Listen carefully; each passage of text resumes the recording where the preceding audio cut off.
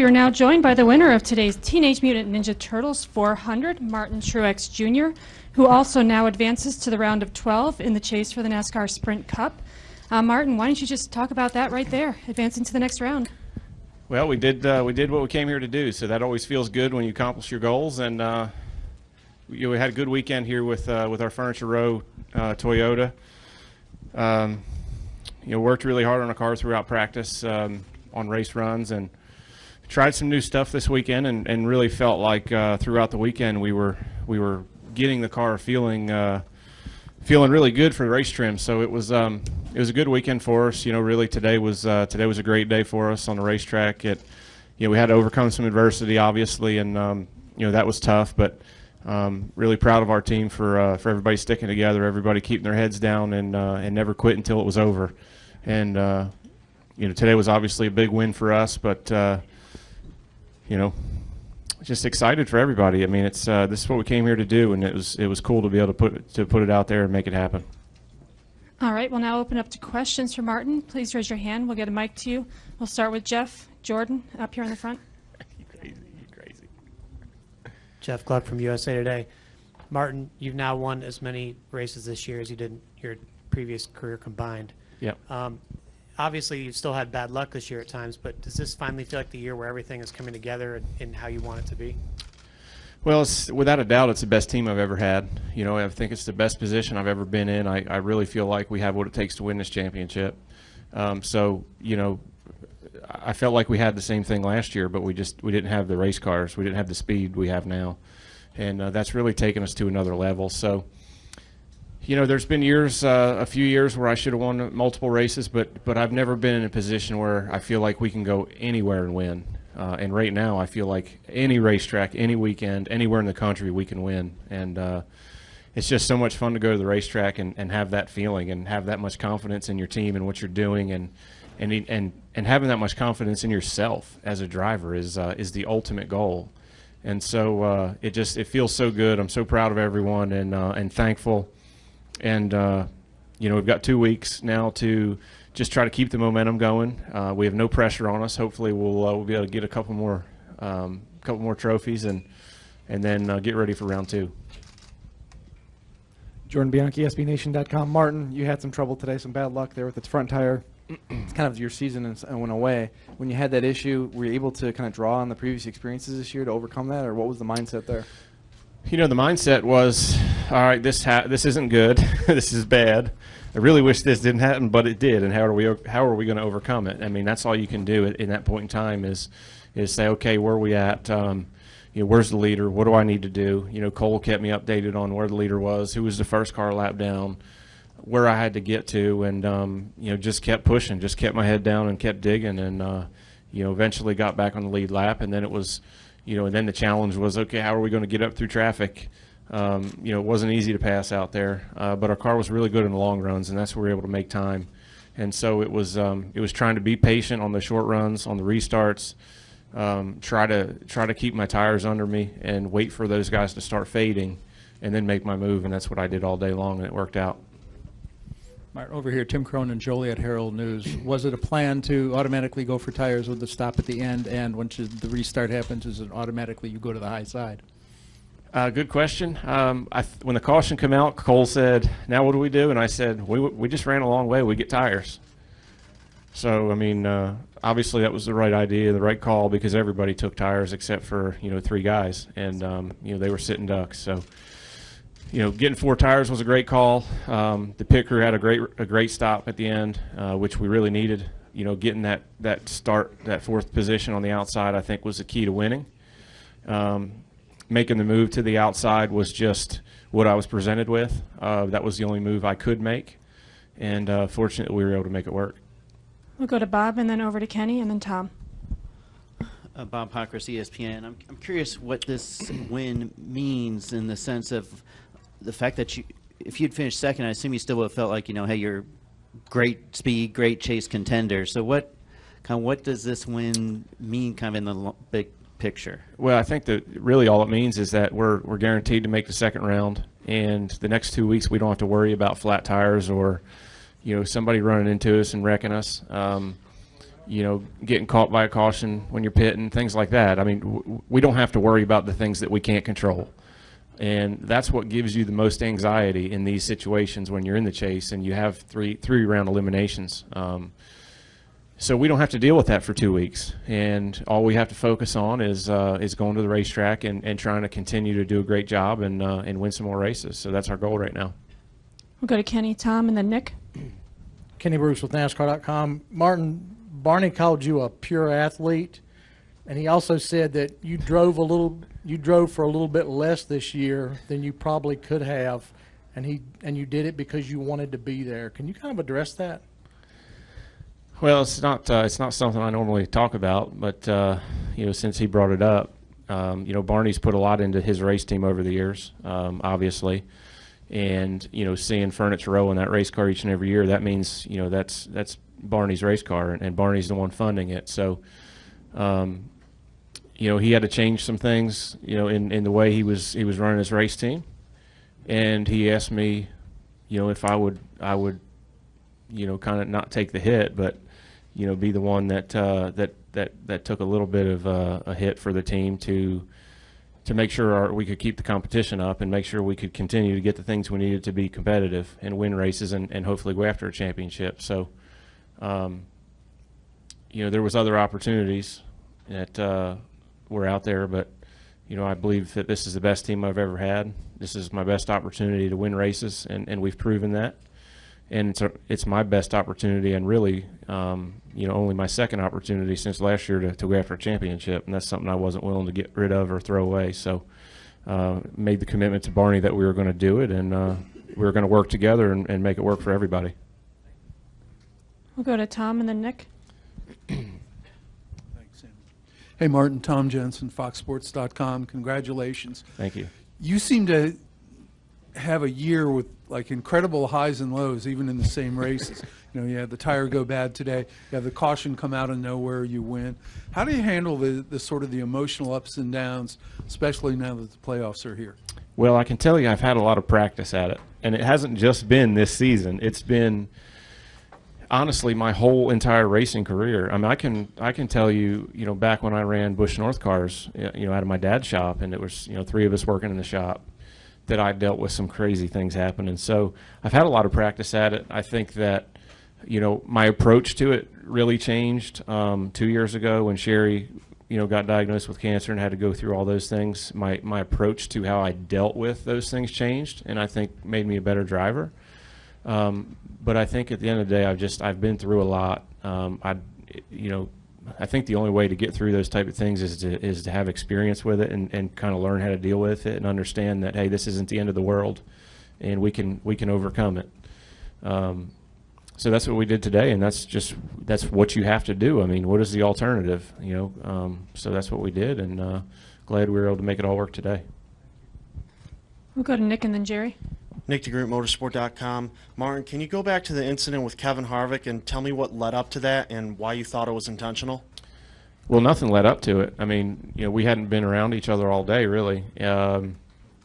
I'd passed him once earlier. I had newer tires. He was lapped. I was racing. That was after I had a flat, and I was racing to get my lap back. And then we were, he was behind me under on a restart, probably 15 laps or so into a run. He got underneath me, and we come off at 2, and we're going down a backstretch, and he just hit me in the left rear as we were going straight for no reason. So the reason I thought it was intentional is because we were on the straightaway, and typically it's really easy not to run into somebody's left rear on the straightaway. And so, as far as I could tell, he did it on purpose. And, all I can do, I guess, is assume that and wait for him to tell me otherwise. Thanks. We'll go to Jerry and then Tony. Jerry Jordan, Performance Racing Network, Kicking the Tires. Harvick made trophies an issue last week. When he made what? Made trophies an issue last week when he talked about Keelan. You got a pretty cool trophy today. Any plans for that? What do you think of that? I think I'm going to put that trophy in my shop because we have like a little store set up in there at Martin Truex Jr. Motorsports, and we have a lot of families and kids and stuff come by, and it'd be cool to kind of set up a little deal in the opening there for them to come in and get their picture taken with it. So I think they would enjoy that, and that's kind of what I thought while I was standing next to it out there, and somebody asked me that. So we're going to do that for sure. Go ahead, Tony. Tony Baranek with the Chicago Tribune. Martin, were you going to catch Chase in those final 5 laps, or did the shredded tire from McDowell save the day when your shredded tire almost ruined your day? Well, first let me say this. I've been dominating races before, had big leads, had the caution come out, and come off pit road second, third, whatever, lose the race. So first off, I want to say I feel for Chase. I know what he's going through. He did a great job. I wasn't going to catch him. You know, I mean, I was catching him, but I was not catching him enough to pass him in 5 more laps. So I know what he's going through, but obviously, he did a good job, and they were really fast today, and we had to come from behind. But no, to answer your question straight up, I don't think we were going to be able to pass him unless he got loose or made a mistake. We weren't catching him quick enough. That last run, I got pretty loose for some reason, and having trouble getting off the corner, so I was really struggling to run him down. Over to your far left, Martin. Zach Worrell, Butler University. Martin, were you surprised by the speed that the Hendrick cars showed today, considering they hadn't showed it much this season? Not really. And we're joined by the winning crew chief of today's race, Cole Pern, number 78, Furniture Row, Denver Mattress Toyota for Furniture Row Racing. The third victory and 13th top 10 finish in 2016 for the 78. Cole, this team had to overcome some adversity today. Can you walk us through that adversity and how you did overcome that? Yeah, that was kind of wild. Didn't really expect that to happen. We had the inside the right front unravel there right when we were running the 48 back down for the lead, and we were just really fortunate. We had a really good car. I mean, we were able to get back through and get the lucky dog, which was huge, and then got back on the lead lap, and then we had that deal with the 4 there. I still don't know what that was about, and had some left rear damage, which slowed us up for a bit. But then once we got that back, the speed kind of came back, and we just kept plugging away. I mean, I feel bad for the 24. I don't think there was any way we were going to get them, but we've been on the other side of that a lot, and just credit to the pit crew for getting us off pit road first there, and Martin did a hell of a job on the restart. Good deal. We'll open the floor for questions. If you have a question, please raise your hand. We'll start with Nick, and we'll go back to Kyle, and then up to Tim. Nick DeGroot, Motorsport.com. Cole, at the end of the race there, was your strategy dependent on whether Chase was going to pit or not, or did you want those fresh tires no matter what?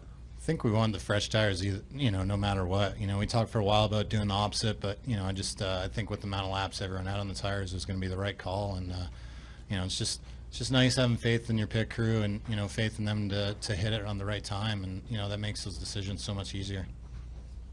Go to Tim next. That was partly mine, but in your history, I mean, do you have a card saying, okay, let's do it if so many come in or so many don't? You're so far up in front there, you almost have to make the move first. What's the plan?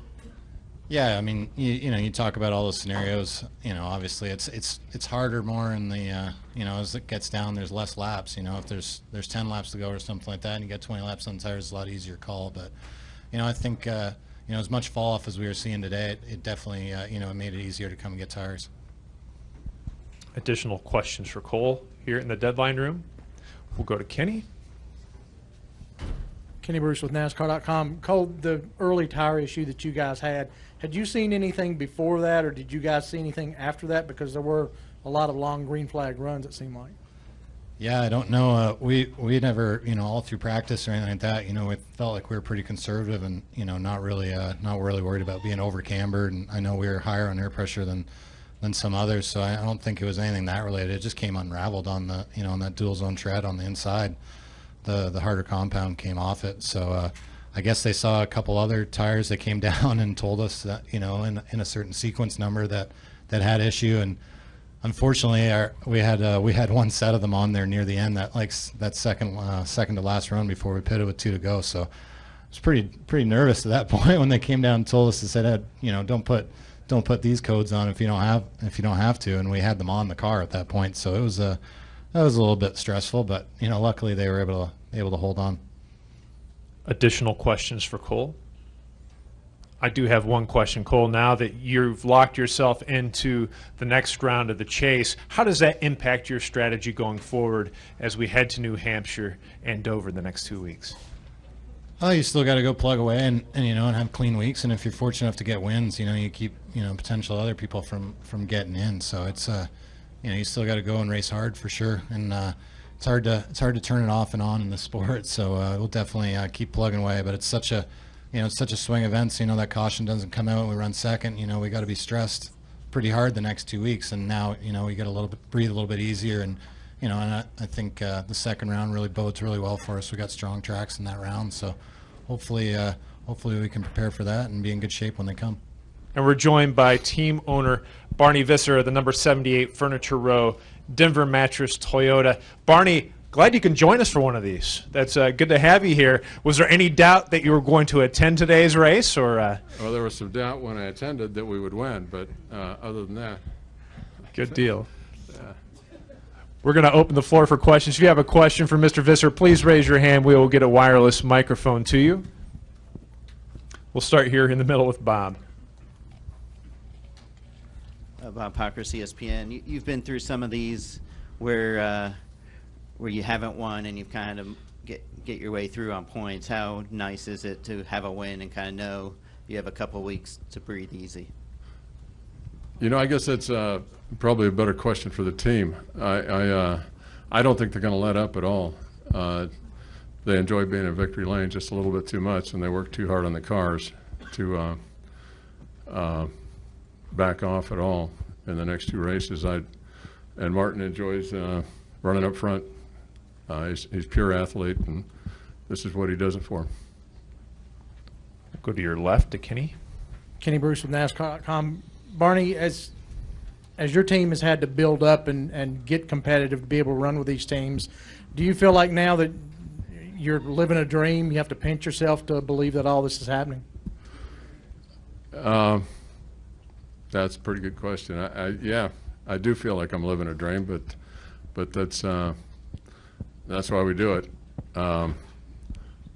Most of the other things that I've done in life have been a little bit like this, but nothing right to the very top of the best racing in the world here. So very exciting. I have to thank Toyota and Martin. Like I said, I think he's pure athlete. He drove for a little bit less this year than I think a lot of the drivers in his class have, and he did it because he wanted to be here. And I can't thank him enough for all that.